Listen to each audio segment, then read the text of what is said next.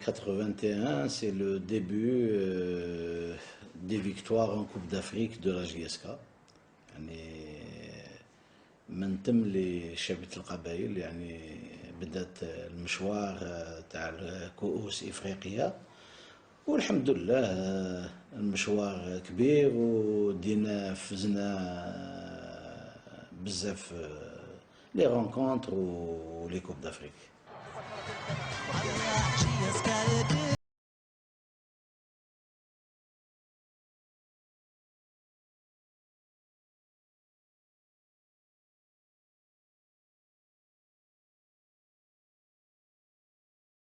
شبيبة القبائل تفوز ب6 ألقاب إفريقية كاملة من بطولة وكأس، مسجلة نفسها بجدارة ضمن نخبة أكبر نوادي القارة. إنجاز رائع يخدم الراية الوطنية وسمعة الكرة الجزائرية وينير طريق المستقبل. عبود ميلود 56 سنة، لاعب سابق في شبيبة القبائل وقائد فريق 8 سنوات، وشاركت في كثير من البطولات اللي حرزت عليها شبيبة القبائل.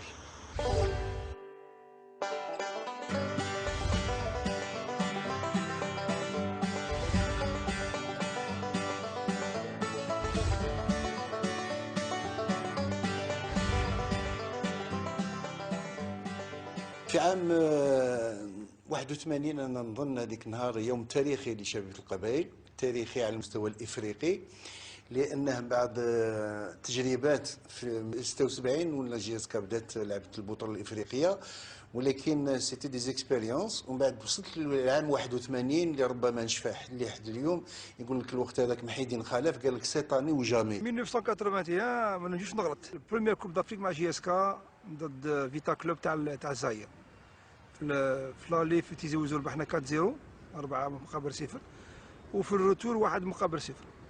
و JSK ليبوك كانت نجي نقول لك براتيكمون امباتابل، ولا كوب دافريك خديناها اولى مان. La fête elle était vraiment qui les joueurs qui les supporters elle était في la grande rue de Tizi Ouzou, la grande rue était fermée. احنا كنا فرحانين، كنا يعني نتخيلوا الفرحة تاع كل الشعب الجزائري أمام هذا الفوز اللي تحصلنا عليه لأول بطولة، أول كأس إفريقي لشبيبة القبائل، اللي كان قبلها كانت فازت على بطولات وطنية والكأس الجزائري في 77 هنا في ملعب 5 جويلية.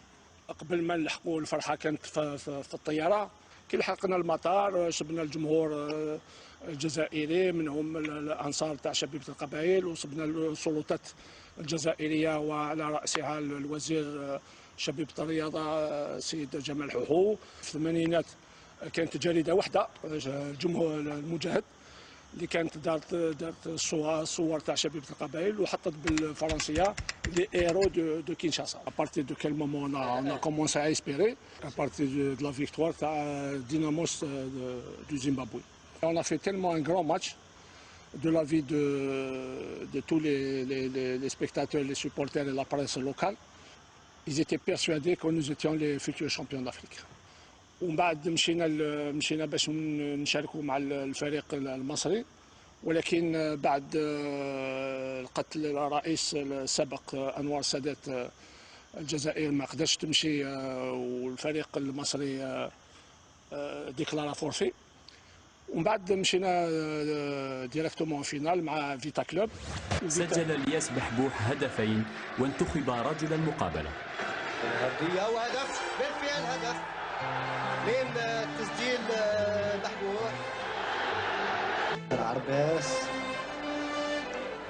وجميلة وعويس العمود ومرة أخرى وهدف بالفعل، وهدف من تسجيل بحبوح مرة أخرى، وهدف ثالث من تسجيل بالحسن هذه المرة بعد 8 دقائق. عباس مرفوعات تجاه عويس وعبد السلام فيها عرقلة وضربة جزاء بالفعل، وهدف رابع من انتصار واضح لا غبار عليه فتح الطريق للتتويج. تو دابور الظروف الاول سوبر جيسكا البوبليك يحب تشيبالو بارابور مي دريبل سورتو سور لا لين ان بليس دي بوت افيك دي فونتيزي دونك ينوض يزعق جيرو. لوتشي باولو كان ان غون تكنيسيان بيان سور كان يدريبلي مليح يعرف يدريبلي تسمى يجوز. تشيبالو سي ان برازيليان دريبلور اكستراوردينير يدريبلي الدنيا كامل يدريبليها كامل سي كاليتي اكستراوردينير بتاع كي لا با يو لا كارير كي لوري دو انترناسيونال او نيفو في الدولي، ولكن في الوقت هذايا كانت المنافسه كبيره، كانوا بزاف اللاعبين اللي عندهم مستوى كبير، ولكن عندنا تشيبالو عندنا يا خويا في لا جي اس كا نحصلوا نعطوها له خليه يدريبلي ويخرج له وحدنا. Bon, j'ai marqué un but. Bon, c'est un honneur pour tout joueur qui marque un but. Donc, on a gagné le match aller في Tizi Ouzou 4-0. Donc, j'ai marqué le troisième but au match retour. On a 0, bon, j'ai eu de la chance de marquer ce but. Donc, il y a à jamais dans mon mémoire.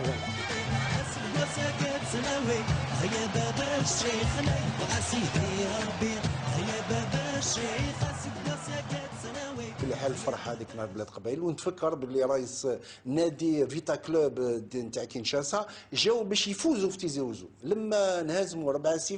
قال لك ماهيش ممكن الفريق قوي على المستوى الافريقي، خاطر الوقت هذا كان قوي فيتا كلوب كينشاسا نهزم 4-0 يعني ما جاتهمش ما دخلتهمش في العقل الكل. كانت الجامبو جات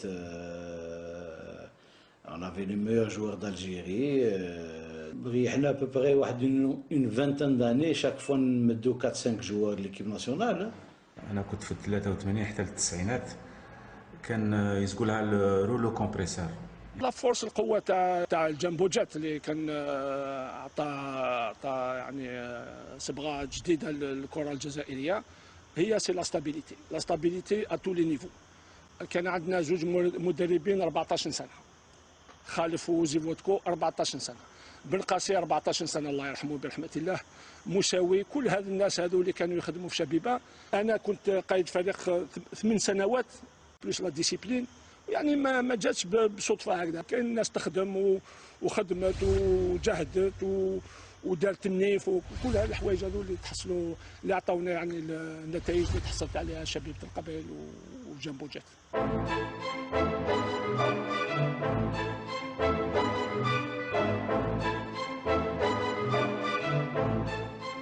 كاين لاعبين ممتازين في المستوى الفني، لما نذكر علي تشيبالو، علي بلحسن، وكاين علي فرقاني، سيتي لا كروند ايكيب، رشيد ادغير، مولود عيبود قائد الفريق، وعبد السلام مغريسي لاربيس، يعني نقولوها كان رشيد باريس، سيتي لا كروند ايكيب، رشيد ادغير، مولود عيبود قائد الفريق، وعبد السلام مغريسي لاربيس، يعني نقولوها كان رشيد باريس. ولكن نذكر كان لاعب فنان كبير اللي ربما الصحافه ما هضرتش مليح بزاف عليه الوقت هذاك، ولكن كاين فنان في المستوى هو الياس بحبوح. الياس بحبوح كاين اللاعب رقم 10 امام فرقاني رقم 8، كنقول لك يعني عنده لا فيزيون دو جو، عنده لو دريب il était insaisissable. والياس بحبوح ديك النهار لعب دور كبير في الكاس هذا. كذلك نتفكروا باللي كان الوقت هذاك الناس اللي خدموا، كان نقولوا الاستاذ محيدين خلاف، امام البولوني ستيفان زيوتكو، كان الرئيس الراحل الله يرحمه كان دابو سعد بن قاسي، ومحمد موساوي كان كاتب عام نتاع الفرقه، يعني عائله واحده. زيفوتكو سي ان غراند انترينور. خالف محيدين est l'un des plus grands tacticiens d'Algérie. Et les victoires تاع 81 90 c'était vraiment pas des surprises، يعني مش مفاجاه. انا لا جي اس كا on a toujours travaillé pour l'honneur du pays. le drapeau algérien كنا القبائل ما غنلعب لا كوب دافريك، نلعب النيفنا باش كني ثموث تسعوا لونور.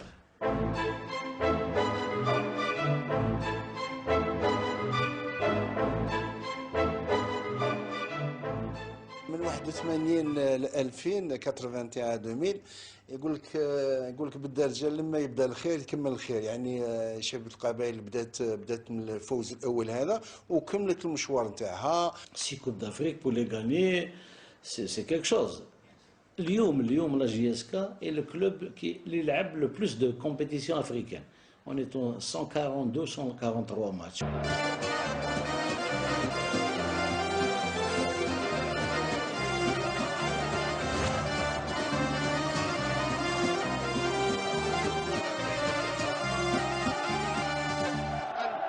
البطولة الإفريقية يعني الجميلة أنا في رأيي لشباب القبائل هي البطولة اللي ربحت في عام 90 في لوزاكا في زامبيا. بعد ما مشى سيد محي الدين خلاف بقى البولوني ستيفان زيودكو خدم مع علي فرقاني. في الماتش اللي في 5 جويلية جي اس كا ربحت 1-0 إفريقي، يعني ما يجي حاجة سهلة. وهذا مفتاح شوف يفتح له الطريق في داخل المنطقة. مفتاح واش عمل له قذفة والحارس شوف يبقى الكرة قبائل الصادمي مرفوعة الكرة في اتجاه منطقة 18 متر مع مدان مليحة ربما اللقطة خطيرة. نعم وهدف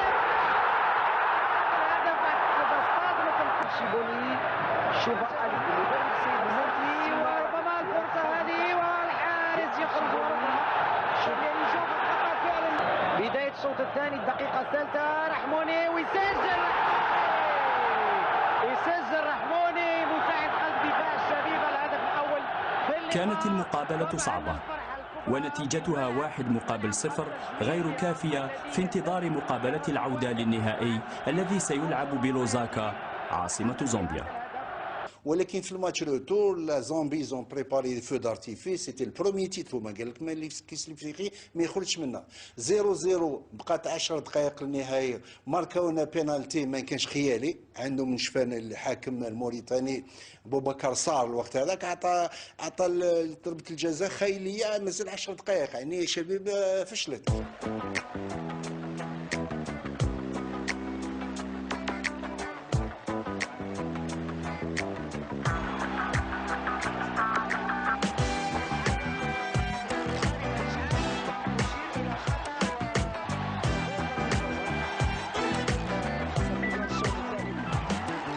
انهزمت شبيبة القبائل بنتيجة 1-0 وأحرزت على الكأس بفضل ركلات الترجيح.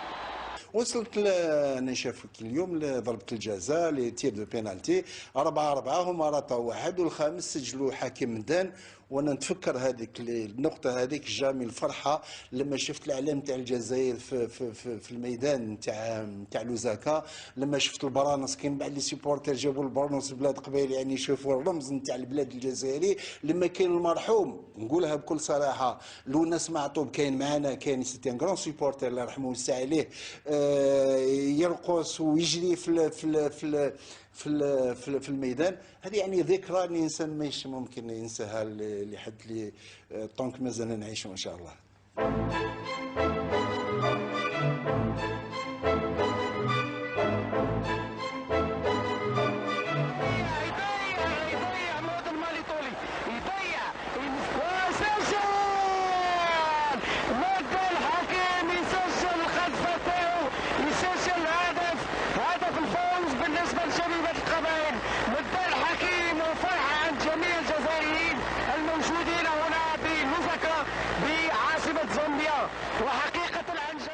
En 95, on a gagné la Coupe d'Afrique, vainqueur de coupe. Avant de la gagner, 93, les élections à la JSK. Où ils m'ont introduit à la présidence du club. Et au niveau de l'Assemblée générale, je leur ai promis, dans 2 ans, on va gagner la Coupe d'Afrique. Alhamdoulilah, 2 ans après, on a gagné la Coupe d'Afrique, parce que je savais les joueurs, les كانوا عندنا رزقي عمروش موسوني جمال مناد حاج عدلان اكسيتيرا. هذاك الوقت on avait un bon groupe. Il y avait l'expérience et la jeunesse en même temps. تجربه والشبيبه كانت جايين تاع بوبريط ومشيخه سلمون هذو كانوا بن حملات كانوا صغار. كنا حنا لي زانترناسيونو مفتاح مناد موسوني عمروش. من هذه كانت عندنا فرقه يعني عندنا ايكيب مليحه تسمى فاميليا وتما ديجا قبل ما ندوكو بافريكا هذه ديجا شغل حسينا لها تما وين تمت فينا لعبنا حاج مع وقيلا مع ليكيب تاع ابيجون ستاد ابيجون لعبنا في تيزوز وربحنا 2-0 وقيلا ماركا موسوني بوبريت وفي الروتور في كوت ديفوار خسرنا 1-0 تما كاليفينا كارت فينا. هذه فرصة باش نفكروا الأخ جعفر هاروني الله يرحمه اللي عنده كذلك تاريخ، لاعب قديم بكري في شباب القبائل ومدرب. وفي العام 95 كان المساعد ديالو جمال مناد كذلك اللي تي اونترينور جوار فان دو كارير، هما اللي جابوا البطولة الكاس الثالث لشباب القبائل كونتر جوليوس بيرغار نيجيريا. 95 سيتي جوليوس بيرغار سي لا كوب دي فانكور دو كوب. كنا خاسرين في لافينال 1-0 وعاودنا ولينا في سكور وربحنا 2-1. كانت الشتاء تضرب بالعقل في سان جويي، ستاد معمر، خاسر 1-0. كوب دافريك كنا نشوفوها في تريبين اوفيسيال، ماركينا 2 بيت اون اسباس واقيلا تاع 5 مينوت ولا 6 مينوت بريش في لافان. فريمون الدنيا كاع كانت فرحانه لي في ميجان. مدرجات ملعب 5 جويليا اظن بانه راح يضيع اشياء كثيره وكثيره جدا، لانه عندنا سنوات طويله من اجواء مثل هذه مع كره القدم الجزائريه اللي تذكر اخر مره فازت بلقب قاره هنا في ملعب 5 جويليا كان في سنه 90 بمناسبه نهائيات كاس العالم في سنوات من بعد مع شباب لانهم متشجعين كثير باش يربحوا هذا اللقاء وعندنا معايا كذلك. واش رايك؟ فريمون تري جيميل، انا في حاله انفعال والله، يعني ان شاء الله نفرحوا هذا الجمهور اللي جاء بكثره الى ملعب 5 جويلية وان شاء الله نديو ان شاء الله ماذا بيا. كان وراء اكبر انجازات الكره الجزائريه سواء على الصعيد الوطني القاري او العربي، ويبقى من النوادي اللي تبقى كمثال لمختلف النوادي الجزائريه. في جو تشجيعي مشابه لاجواء امريكا الجنوبيه مع لاعبين جد متحمسين، قررت الشبيبه الفوز بالكاس. المقابله رحموني في الوسط، خروج بسرعه ناحيه حاج عدلان، ينطلق موسوني موسوني ينطلق على الجهه اليمنى، توصل الكره رائعه، اللقطه ثلاثي هايل موسوني وتدخل قوي، الحكم ما يقول حتى شيء. اللقطه الاولى بين موسوني وحاج عدلان ومناد وهاروني يحتج على حكم المقابله. موسوني ينطلق، موسوني دائما موسوني وصل، يدخل موسوني هايله ما يسجلش، رائعه من موسوني واخبار صعبه جدا بالنسبه لفريق شبيبه القبائل وليس كما كان يظن الكثير. هذا اللاعب خطير، الرقم اللي كان سجل هدف لصالح هدف لصالح الفريق النيجيري جوليوس بيرغار في الوقت وين كنت نقول بان المهمه راح تكون صعبه بالنسبه لفريق شبيبه القبائل. رحموني في تنفيذ التماس مع مناد يراوغ، يبقى محتفظ بالكره، يراوغ مره ثانيه مناد، صعوبه يفتح مناد، هايله مفتاح ما يسجلش مفتاح وجه لوجه. الجمهور كان رائعا وشجع فريقه حتى النصر النهائي. مفتاح موسوني، حاج عدلان وحده، حاج عدلان مع مناد، مليحه مناد، يدخل مناد ما دخلتش، رائعه يا مناد وبن شيخة هما اللذان سجلا هدفي الفوز اللذان سمحا للشبيبة بأن تصبح بطل أفريقيا للأندية الحائزة على الكؤوس. كاين إمكانيات كبيرة للاعب بالنسبة للشعب. هايل يا مفتاح، هايل، يلا الهدف، حاج عدلان وحده،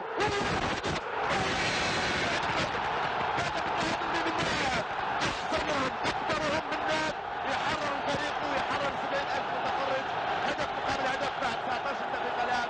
يا سلام على مناد، أحد أقدم لاعبي شبيبة القبائل، أحسن ما أنجبت كرة القدم الجزائرية يكون في المستوى. كنت نقول قبل هدف التعادل بأنه هنا لازم تظهر الخبرة والتجربة.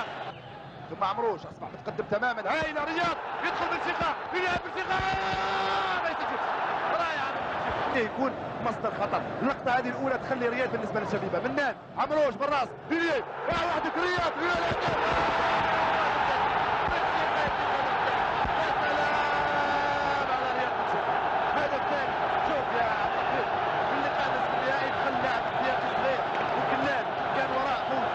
هدف رائع من رياض بن شيخة بعد المحاولة الأولى. شوف الإعادة ركنية، أصبر يا تحفيرا، نشوف الإعادة، حاج عدلان ثم بن شيخة في المكان المناسب برجله. المكان في كرة القدم الجزائرية هي الأحسن في إفريقيا.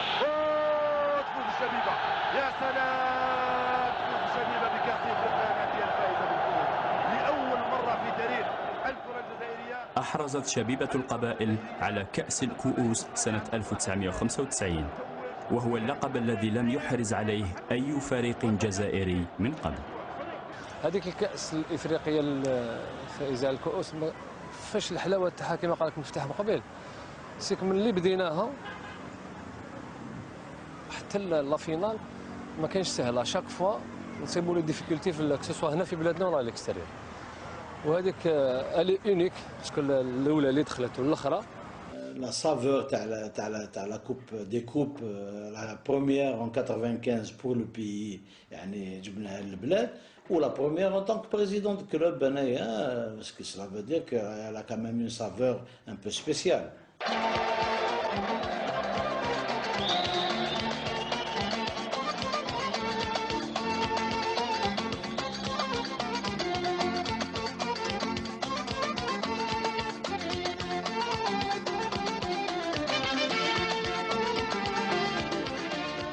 Après 95, on a changé de politique, on a ramené des jeunes. Les Belqaïd, les Ben Dahman, les كان الوقت هذاك زافور, etc. L'équipe de 3 fois la Coupe d'Afrique, 2000, 2001, 2001, 2002, 2002, 2003. La première finale, elle était très difficile parce qu'on a rencontré quand même un calibre Ismaïli, une grande équipe. انا ماتش نول في بلادهم. بريمير ميطو كان شغل جاتهم بيناتي ماركاونا بريمي بيت هذاك، وزاد مور البيناتي خرج بالقايد بالحمراء، شغل اثر علينا بزاف. والدوزيام ميطو شغل كنا حابين احنا اللي كيتفاهمنا باش نعاودوا وما نعاودوا من نتيجه ايجابيه مثل ما وما بالتعادل. والحمد لله شغل الشوط الثاني جا كونفرو هكذايا، شغل كنت حاسس انا بلي راح نسجلوا الدوزيام ميطو، شغل البعد هذاك تاع الكفر هذاك شغل بزاف شويه، واحد 40 متر هكذا، والحمد لله شغل ربي غير جيت نتيري هكذا ربي وفقنا وسجلت هدف التعادل. دون الماتش اون ايتي تري بيان، محيدين خالف مع سنجاق. ils ont fait une tactique qui a fait que on a gagné cette coupe. والماتش اللي لعبنا هنا اللي درنا 0-0 والهدف تاعي اللي سمح لنا باش خدينا الكاس هذا. شبيبة القبائل والنادي الإسماعيلي المصري الذي سينطلق على الساعة 9:30 بتوقيت الجزائر، 8:30 بتوقيت جرينتش. مجيد لم تكن الاستماع قبل أن نستمع إلى وكذلك بن دحمان وفريق شبيبة القبائل. المباراة تنطلق في هذه اللحظات، وأول كرة لحكم الدان مباشرة لفوزي موسوني على الجهة اليسرى تحت تصفيقات جمهور كبير وكبير جدا من شبيبة القبائل وتخوفهم. تبقى الخطورة دائما وتصويبة وخروج دريوش وحكيم الدان يتفوق. هاي يا حكيم انطلق موسوني في حاجة للمساعدة، انطلق مع بن دحمان يزيد بسرعة بالدان، يزيد بالدان مع موسوني وكذلك وضع الجهة اليمنى. بن دحمان انطلق الجهة اليمنى، دوب امام زوج لاعبين، يراوغ برجله اليسرى يغير تماما لحكم الثاني، يخليها من هناك لمن يا عزيز. لا الحكم المالي هذا يعتبر واحد من ابرز الحكام الافارقه. عزاف يلعبها مع دوب،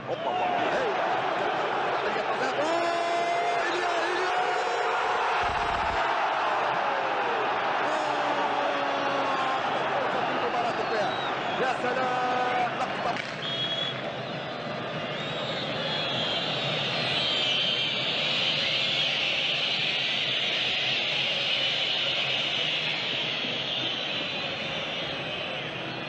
ترجعها نزاف يوصلها مباشرة لبن دحمان من هناك على الجهة اليمنى. انطلق فوزي موسوني، يا بن دحمان يوصلها له. فوزي موسوني معاه يونس محمد رقم 15 يدور فوزي،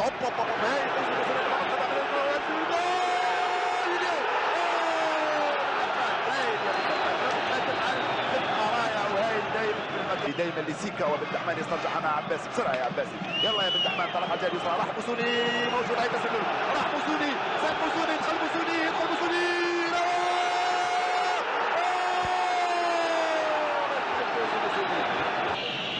كل شيء يجوز بالنسبه للاعبين شبيبه والسيكا. هاي السيكا هذا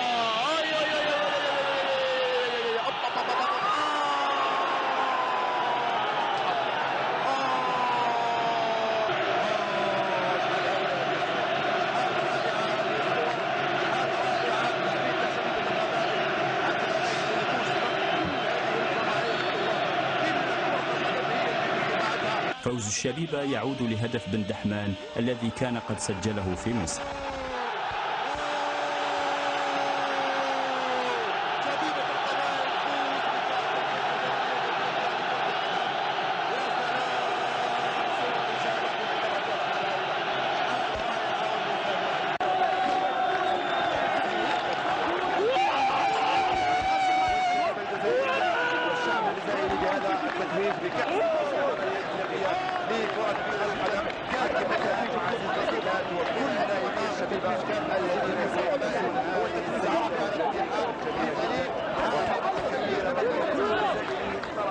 دوزيام كوب لاكاف لعبنا مع ليتوال دو ساحل، خسرنا ليها 2-1 لالي، وروتور هنا ربحنا 1-0 اللي ماركه زافور هنايا.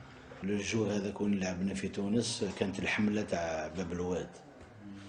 دايوغ جي انترفوني سور لا تيليفزيون الجيريان، لي كوندوليونس لي فامي هذوك كاع اللي ماتوا الله يرحمهم. والماتش روتور جانا البريزيدون لا ريبوبليك كلا معانا في الاوتيل، يعني on avait préparé comme il se doit parce que c'était un devoir يعني pour nous de gagner la coupe هذيك, rien que pour les sinistrés هذوك les familles هذوك qui ont perdu espoir وكلش. والحمد لله على جيسكا فرحتهم باش ينساو لور مالور. نجم ساحلي تونسي غني عن كل تعريف، وكذلك الصور التي نشاهدها من الاعداد الكبيره جدا من المتفرجين الذين لم يجدوا الاماكن الشاغره التي تسمح لهم بمتابعه المباراه على احسن ما يرام. اعداد غفيره جدا للجمهور التونسي الذي يتابع معنا هذا النقل المباشر عن هذه المنافسه القاريه. وضربه الانطلاقه لفريق شبيبه القبائل لصالح عباسي وبرقيقه، واول كره طويله ناحيه برقيقه من عند دريوش يلتقطها عناصر فريق النجم الساحلي التونسي. تقنيه ممتازه، تدخل قوي جدا وخطا لصالح عزيز الحماد. تدخل الزحه يا جول شوف الوجه تاع دريوش. كانت مقابله قويه، دريوش كايتا مقابله داخل المقابله.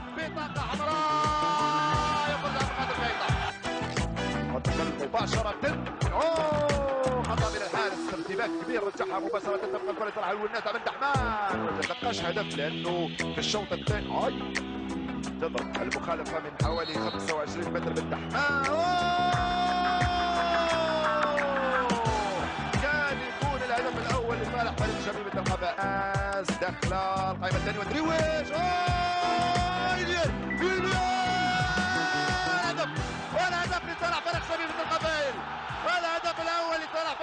زافور حرر زملائه وملايين المتفرجين.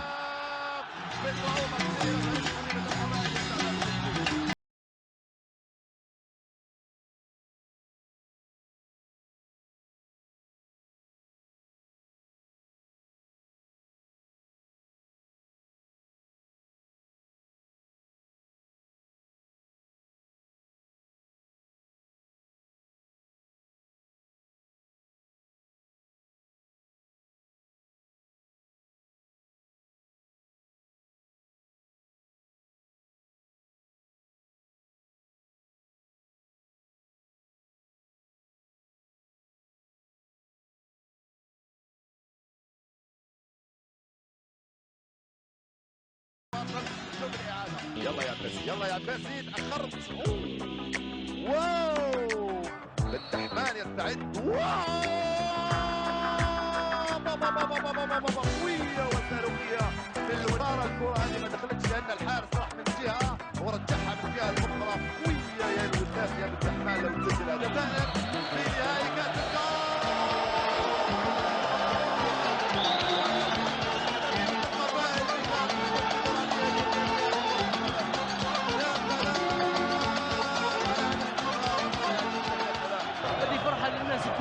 والحمد لله ما خيبناش الجمهور اللي حضر هذا بكثره، وسيرتو احنا دينا عهد على جال الناس اللي ماتوا هادو في الحمله تاع باب الواد. الحمد لله ربي قدرنا وقدرنا.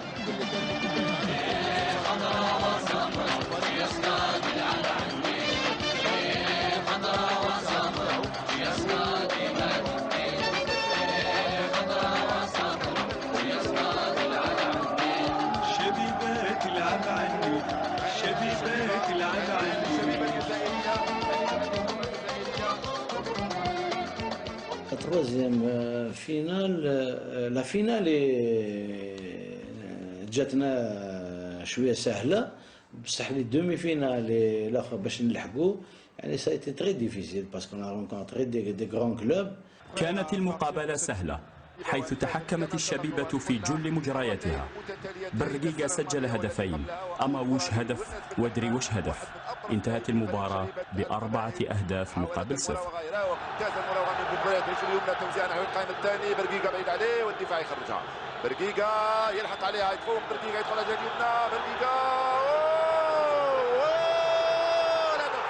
والهدف الاول لصالح فريق شبيبة القبائل. ياسين أماوش يفتح باب التسجيل.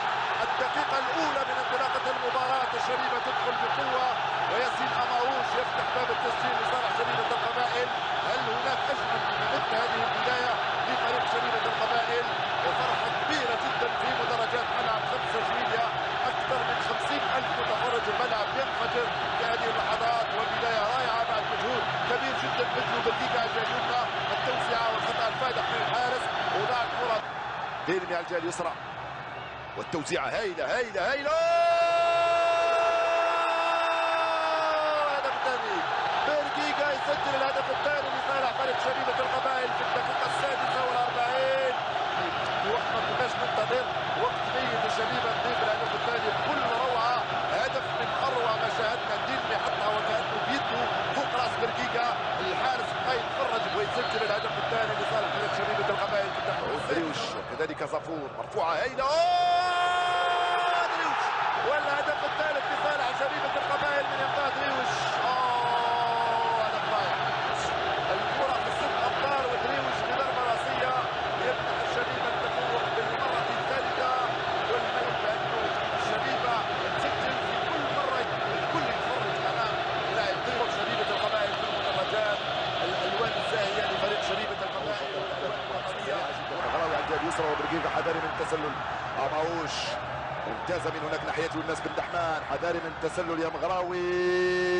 يا مغراوي والهدف والهدف الرابع. تبدأ بالحكم المساعد من شبيبة القبائل قبل 6 دقائق من نهاية المباراة. القبائل بنتيجة ثقيلة 4 أهداف مقابل 0. Pour gagner la troisième consécutive en 3 années au Ramadan, il faut le faire. Alhamdoulilah, on a eu des bons joueurs, on a eu des bons entraîneurs qui ont fait qu'on a fait un excellent travail. والكلوب ديما النيفو تاعو ديما عالي والحمد لله. وجو سنه في جاسكار شغل واحد راه فرحان هكذايا مالغري تو. نتمنى لهم غير الخير هكذا وان شاء الله مازال الخير لقدام ان شاء الله.